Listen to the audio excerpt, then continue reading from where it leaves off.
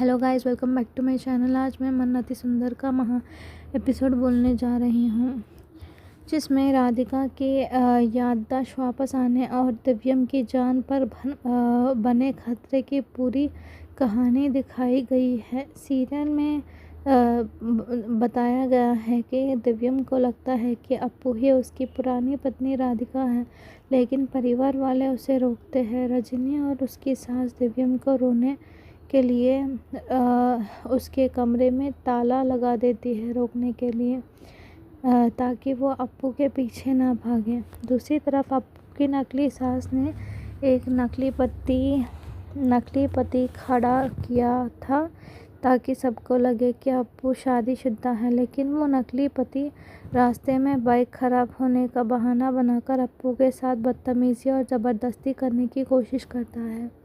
दिव्यम किसी तरह कमरे की खिड़की से कूदकर भाग निकलता है और सही वक्त पर रास्ते में पहुंचकर उस गुंडे की पिटाई कर देता है। उस गुंडे से लड़ते वक्त दिव्यम को पेट में चाकू लग जाता है, जिससे देखकर अप्पू को एक बड़ा झटका लगता है और उसके दिमाग पर गहरा असर पड़ता है। दिव्यम को बचाते वक्त और उसकी बातें सुनकर अप्पू को अपना सब कुछ याद आता है कि वो कोई अप्पू नहीं बल्कि राधिका है और दिव्यम ही उसका असली पति है। राधिका रोते हुए दिव्यम को जख्मी हालत में सिटी हॉस्पिटल लेकर पहुंचती है, जहां डॉक्टर बताते हैं कि हालत बहुत सीरियस है और पुलिस केस होने के साथ साथ खून और पैसों की सख्त ज़रूरत है। राधिका हॉस्पिटल से दिव्यम के घर वापस फ़ोन करती है, जिसे सुनकर पूरा भंसाल परिवार हॉस्पिटल भागे चले आते हैं। हॉस्पिटल पहुंचते ही दिव्यम की मां सुजाता राधिका पर गुस्सा निकालती है और उसे ताना मारती है कि उसकी वजह से उसका बेटा ज़िंदगी और मौत के बीच झूल रहा है।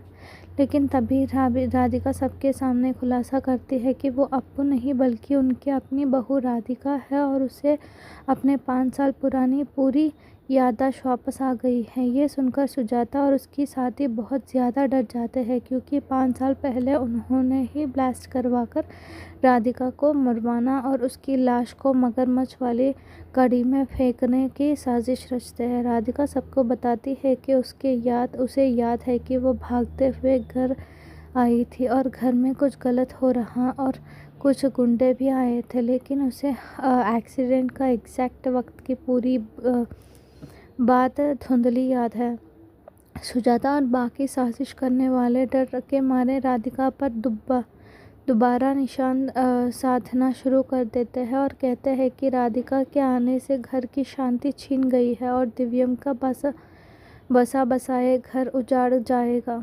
एपिसोड के एंड में राधिका रोते हुए भोलेनाथ से दिव्यम की जान के भीख मांगती है और दादी दर्शना उसे हौसला देती है, जबकि साजिश करने वाले लोग इस कोशिश में लग जाते हैं कि दिव्यम को होश आने से पहले ही राधिका को दोबारा रास्ते से हटा दिया जाए। अब अगला एपिसोड में क्या होने वाला है वो देखा जाएगा। तब तक please wait, watch and subscribe. Thank you so much.